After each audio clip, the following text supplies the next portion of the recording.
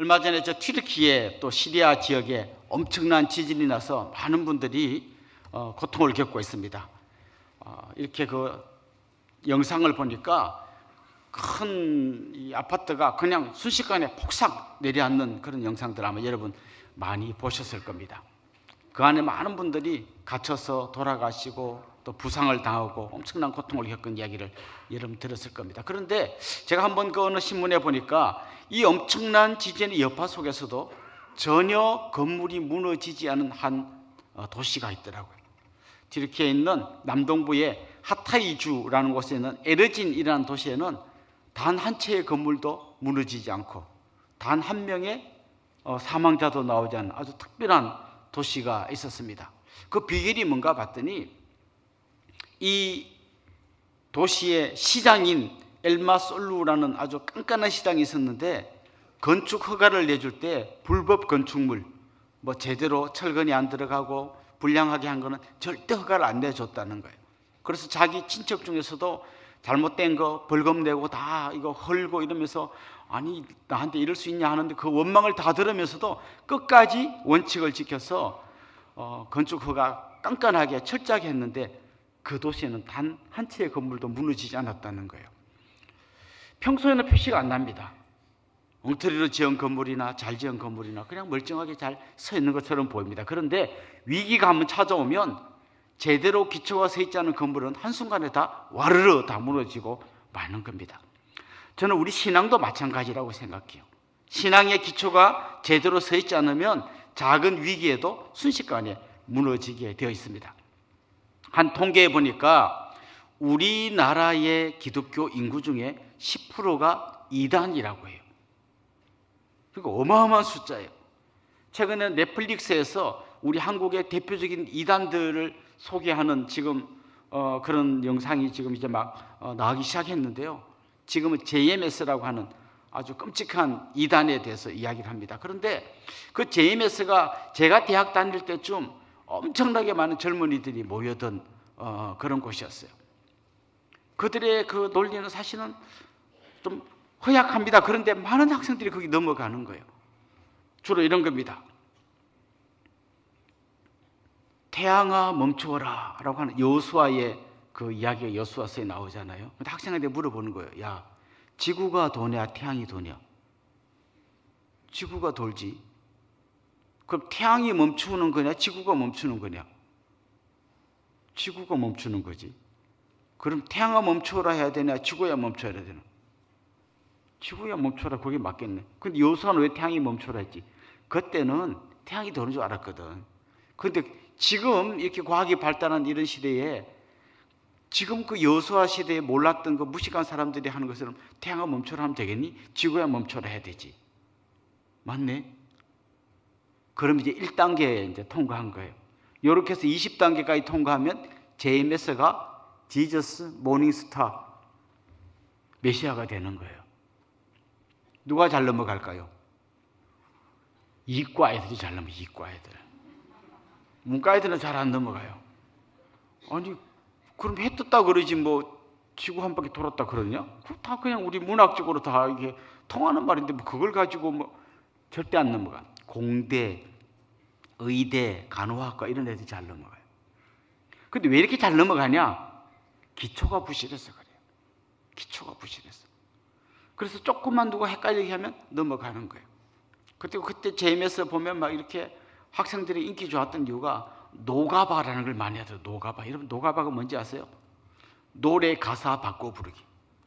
그래서 가사는 좀 약간 이 복음성가 가사 같은데 그건 전부 유행가예요. 뭐 왜 불러? 막 이런 게 전부 그게 자기들 부르니까 학생들이 얼마나 좋은지 몰라요. 막 신나게 노래 부르고 춤추고 그리고 막 과학적으로 말하는 것 같고 엄청 많이 넘어가는데 나중에 알고 보니까 JMS가 수많은 이 여성들을 농락하고 감옥에 10년 갇혀있다가 나왔는데 나오자마자 또 그래갖고 또 이제 들어가게 생겼어요.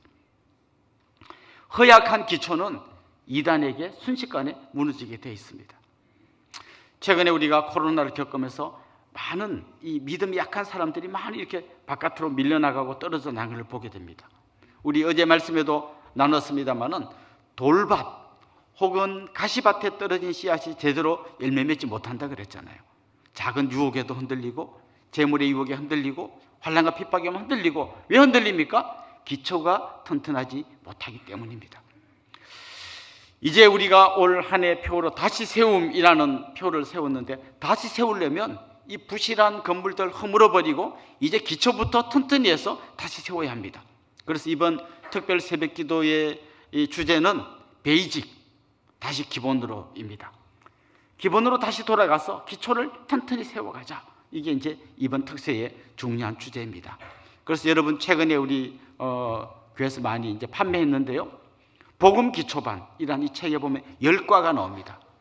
이 10과를 이번 특세 12일 동안 10번을 말씀을 요약해서 전하려고 합니다. 그래서 여러분 할 수 있으면 이 책을 미리 한번 읽어보고, 또 말씀을 들은 다음에도 다시 한번 읽어보고, 그렇게 해서 완전히 이번 기회에 이 10가지 주제가 여러분 안에 튼튼한 기초로 세워지면 좋겠어요.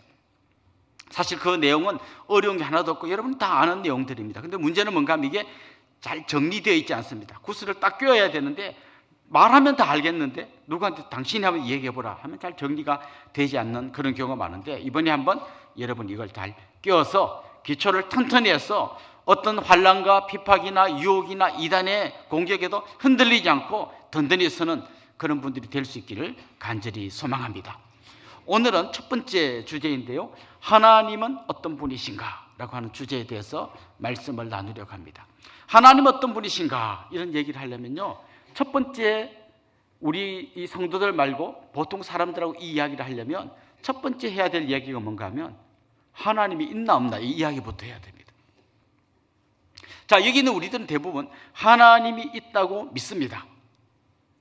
그럼 하나님이 있다고 안 믿는 사람은 어떤 사람이죠? 하나님이 없다고 생각합니다. 그런데 더 정확하게 말하면요, 그분들도 믿습니다. 뭘 믿나고 하면 하나님이 없다고 믿습니다. 제가 지금 믿습니다를 강조한 이유가 있습니다.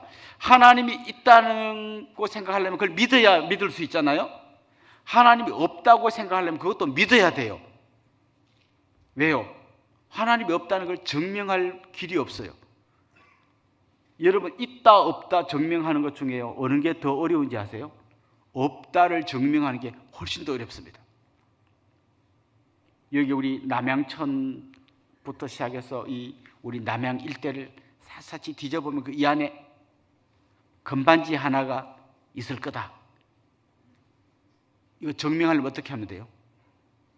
찾아다녀야 돼. 이제 막 땅도 보고 막 땅도 파보고 어디가 있을 거 아니야. 막 찾아보다가 중간쯤 어디 갔는데 나왔어요. 그러면 더 이상 안 파봐도 돼요. 나왔잖아요. 없다를 증명하려면요, 손톱만한 크기라도 안 파본 데가 있으면 안 돼. 거기 있으면 어떡할 거예요? 없다를 증명하는 게 훨씬 더 어렵습니다.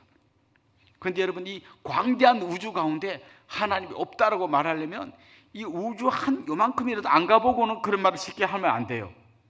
그런데 없다라고 말하는 사람은 없다고 믿는 건데요, 있다고 믿는 사람보다 훨씬 믿음이 강한 분들이에요. 와, 그걸 믿다니 정말 대단한 믿음을 갖고 있는 분들이에요.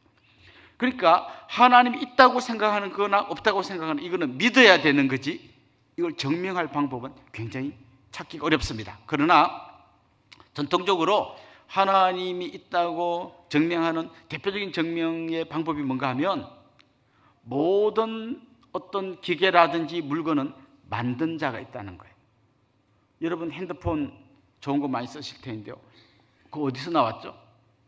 예, 그거 회사에서 만든 거예요. 만약 누가 이렇게 말한다고 생각해 봅시다.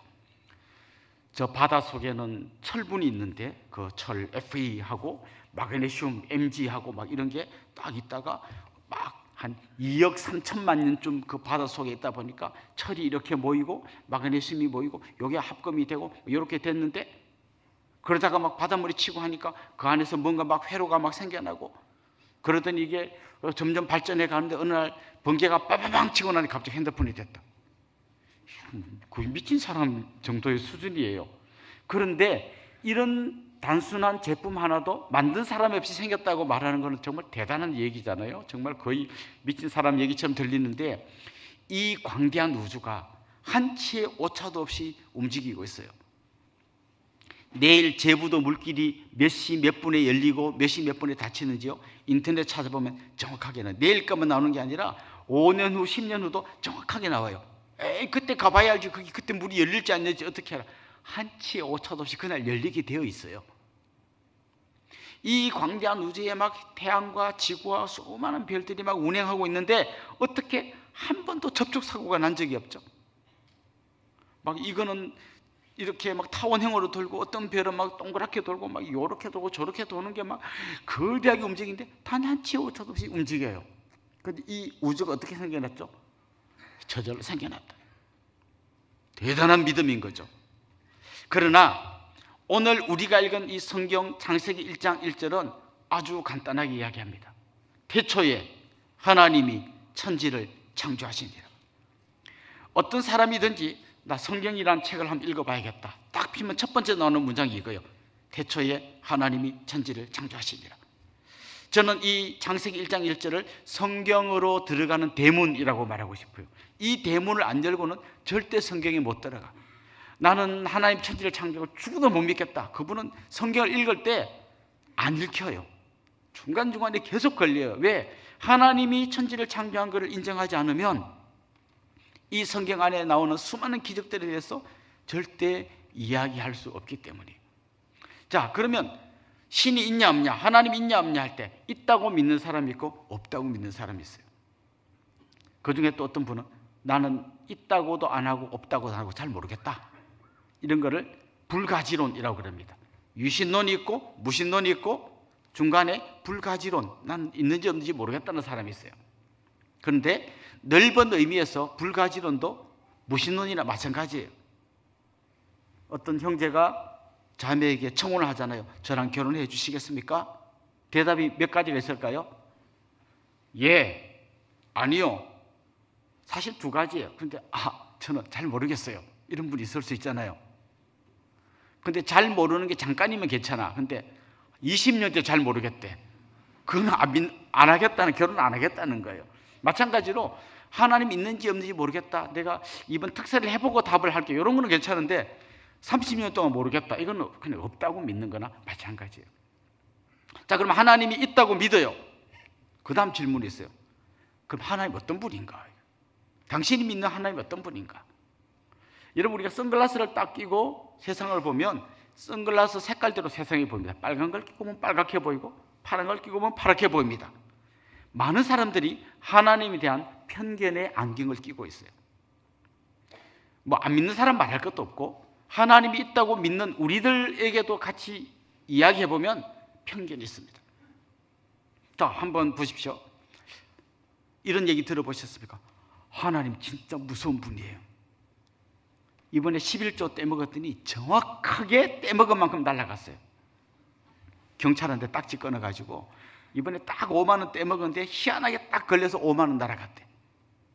와, 우리 하나님 무서운 분이에요. 이런 분들이 생각하는 하나님은 어떤 존재인가 하면, 요 사거리 저 전봇대 뒤에 어떤 경찰이 딱 숨어 있다가 안 보여. 근데 내가 신호위반하고 딱 가면 언제 나타난지 딱 나타나서 딱지 5만 원 이렇게 끊는 것처럼 하나님이 그런 분으로 생각해. 평소에는 잘 안 보여.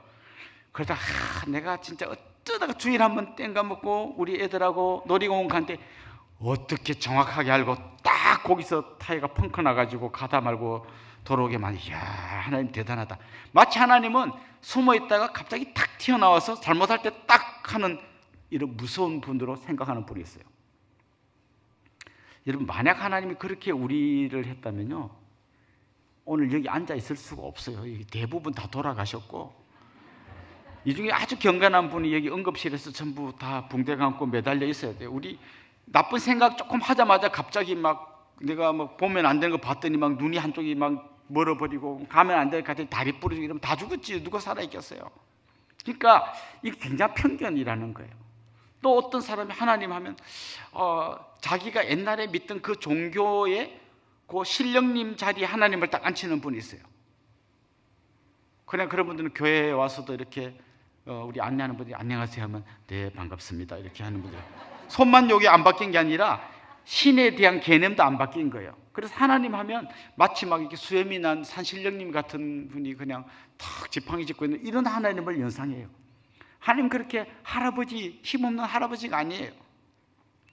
또 뭐 하나님 어떤 분인가 뭐 이렇게 좀 과학을 공부하고 이런 청년들은 이 우주에 보이지 않는 힘, 아까 좀 전에 막 이렇게 천체가 안 부딪히고 돌아간다고 했는데 이걸 안 부딪히게 만들고 하는 어떤 보이지 않는 어떤 힘, 아니요, 하나님 그런 보이지 않는 힘이 아니라 굉장히 인격적인 분이에요. 그런데 수많은 편견을 가지고 우리가 하나님을 생각하고 있다는 거예요. 그래서 우리는 이 편견의 안경을 벗고 성경 말씀 안으로 들어가서 성경이 말하는 하나님 어떤 분인지를 계속 공부하고 살펴보고 확인하고 내 걸로 만들어야 진짜 성경이 말하는 하나님을 내가 믿을 수 있는 거죠. 근데 인간이 만든 신들은 어느 한쪽으로 쏠리게 돼 있어요. 대단한 능력은 있는데 친밀하지 않든지, 친밀한데 능력이 고만고만하든지. 어떻게 생각하면 좋은가 하면 여기 계신 우리 부인들이 자기 남편을 생각하면 좋아요. 보통 남편들이 아주 능력이 많은 분들은 가족들한테 잘 친밀하게 잘 못해줘요. 예를 들면 뭐 아버지가 독립군이다. 그럼 아들은 아버지 얼굴을 본 적이 없어요. 나라를 구하고 있는 어마어마한 일을 하는데 아들은 아버지를 못 봐. 근데 우리 아버지는 그런 분이 아니고 설거지도 해주고 쓰레기도 비워주고 방도 닦아주고 애도 업어주고, 그분은 직장이 없어. 보통 우리가 아는 어떤 사람은 대단한 능력이 있으면 이렇게 친밀하지 않고, 친밀한 사람은 능력이 없는 경우가 많아요. 그러다 보니까 신에 대해서 생각할 때도 인간이 만든 신은 대단한 능력이 있는데 무섭고 다가가기 힘든 그런 신이든지, 아니면 다가가기는 쉬운데 능력이 고만고만하든지 둘로 이렇게 보통 나누어져요. 예를 들면 알라신, 뭐 어마어마한 능력이 있는 것 같지만요, 제가 이 무슬림들하고 성경 공부를 해본 적이 있는데 하나님은 당신을 사랑하십니다, 이 말 이해를 못해요. 하나님은 대단한 분입니다, 하나님 능력이 많으십니다, 맞다고, 나도 그렇게 생각한다고. 근데 하나님은 당신을 사랑합니다, 이 말을 이해를 못해요. 그러니까 신이 무서운 신이지 그 따뜻한 신이 아닌 거예요. 여러분, 옛날에 우리 할머니들이 믿던 신은 어떤 신입니까? 아기를 갖지 못하는 사람을 도와주는 신이 누구죠? 삼신 할머니. 삼신 할머니가 드디어 우리 아기를 점지해 주셨대. 근데 삼신 할머니는 산부인과 전문 신이지 다른 영역에는 못해요. 아기 못 낳는 그것만 해주지 그 신한테 가가지고 뭐 우리 아들 합격시켜달라고 이 번지수가 안 맞아요. 그러니까 그런 신들은 좀 가까이 있고 뭔가 얘기가 통하는 것 같은데 능력이 대단하지 않아요. 산신령님은 그냥 자기 그 산 맡은 그 신 고 나와바리에서만 활동을 하지 남의 산에 가서는 활동을 하지 않아요. 그러니까 고만고만한 신이에요. 자, 그러면 우리 하나님 어떤 분인가 하면 인간이 만든 신이 아니기 때문에 능력이 있으시면서도 동시에 굉장히 따뜻한 분이에요. 오늘 우리가 읽은 창세기 1장 1절, 태초에 하나님이 천지를 창조하시니라. 하나님은 그냥 요 조그만 요렇게 있는 인간이 나무를 깎아서 만들고 세워놓은 돌을 따듬어서 만드는 요런 신이 아니라 온 우주를 창조하신 분이에요. 근데 아무도 안 놀라시는데 온 우주 해도 아무도 안 놀라잖아요. 왜냐하면 온 우주를 잘 모르기 때문에 그래요. 여러분, 우주가 어느 정도의 크기인지 상상해 보셨습니까? 인간이 무슨 뭐 망원경이든지 뭔지 다 동원해서 관측할 수 있는 우주의 크기, 그러니까 실제 우주의 크기까지는 몰라요. 눈으로 뭘 봐가지고 이 정도까지는 관측할 수 있어. 그 크기가 어디까지인가 하면 400억 광년입니다. 400억 광년이라는 말은 빛의 속도로 달려가서 400억 년 동안 달려가야 도달할 수 있는 거리라는 거예요. 그게 우주의 끝도 아니야. 그까지를 우리가 관측할 수 있어요. 여러분, 빛이 번쩍하면 그냥 여기서 번쩍하면 순식간에 저까지 가는데 이 속도로 400억 년을 달려가야 우리가 관측할 수 있는 우주의 끝까지 갈 수 있어요. 이 크기는 상상할 수가 없는 크기예요. 그 우주 가운데 여기 있는 우리 한 사람은 먼지 같은 존재, 이것도 아니에요. 먼지 같은 존재도 안 돼요. 그냥 아예 없는 거나 마찬가지예요.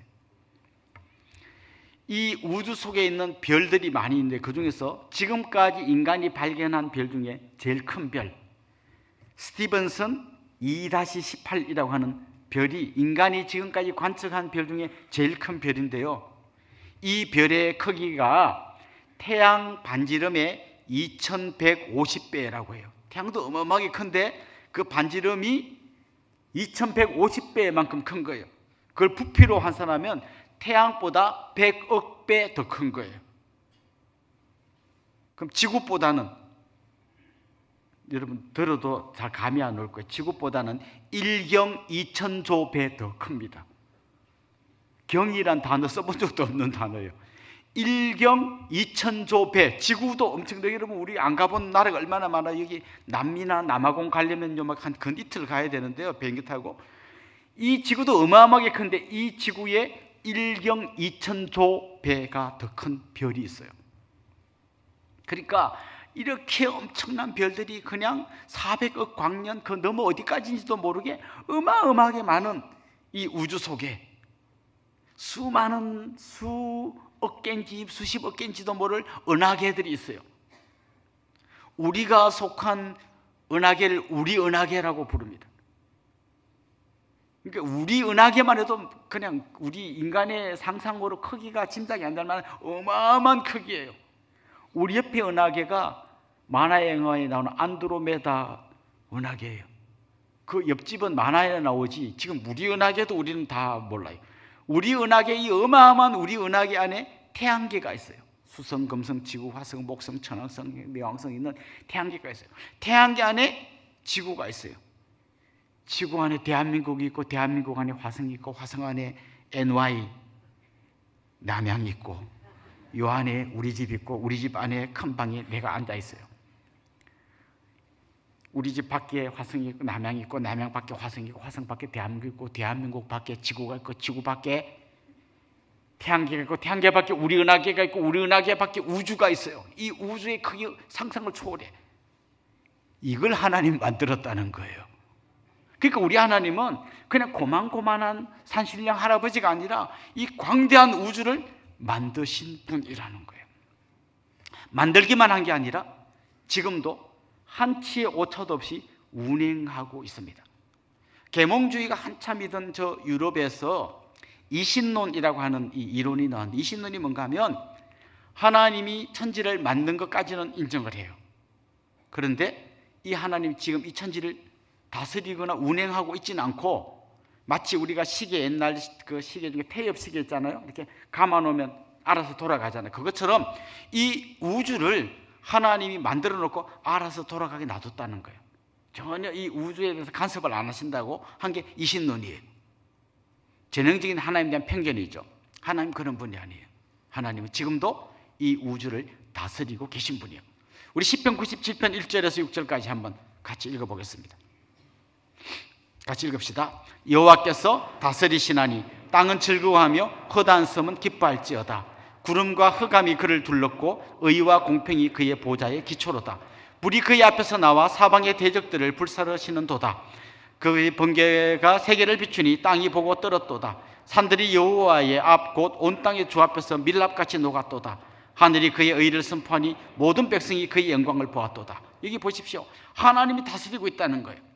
하나님은 의와 공평으로 아주 공평하게 이 세상을 통치하고 계신다는 겁니다.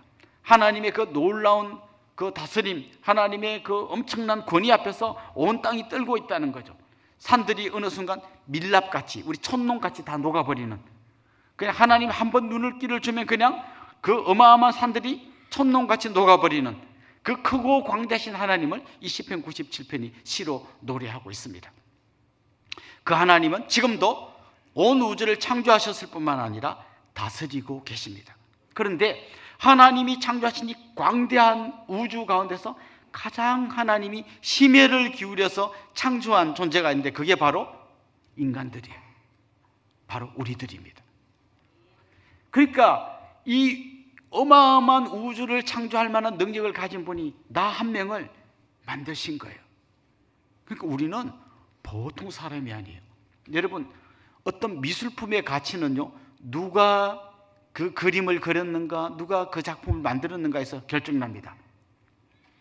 얼마 전에 조영남이라는 화가가 그 화투 그림을 그렸는데 누가 대신 그려줬다 해가지고 막 재판받고 몇 번 했어요. 조영남 그림 작품 하나가 1,000만 원이래. 그런데 대신 그려준 사람은 10만 원 받았대. 10만 원 그려준 받아서 조영남이 사인해서 1,000만 원에 팔았다는. 그러니까 사람들이 이게 뭐야 하고 막 이렇게 했는데, 우리 생각에 그럼 그려준 사람이 뭐하러 조영남한테 10만 원을 납품하냐고, 자기가 직접 팔면 되잖아요. 아무도 안 사는 게 문제. 이 미술품은 누가 그렸냐, 거기서 가치가 결정돼. 잘 그렸냐 못 그렸냐는요, 그건 딴 문제예요. 그 미술사에 보면 옛날에는 제일 잘 그린 그림이 뭔가 하면 사실주의 그림이에요. 그러니까 꼭 진짜 같이 그려놓으면 와, 잘 그렸다 그랬어요. 근데 이 그림이 어느 순간 힘을 잃었어요. 언제인지 아세요? 카메라가 나온 다음에 찰칵하면 똑같이 나오는데, 그걸 쭉 하고 비슷하게 그려봤자 카메라보다 못하네. 이제 미술이 설 자리가 없어졌어요. 그래서 그때부터는 사실주의 말고 뭐 후기 인상파, 무슨 뭐 입체파, 막 이런 굉장히 다양한 이 미술가들이 나왔단 말이죠.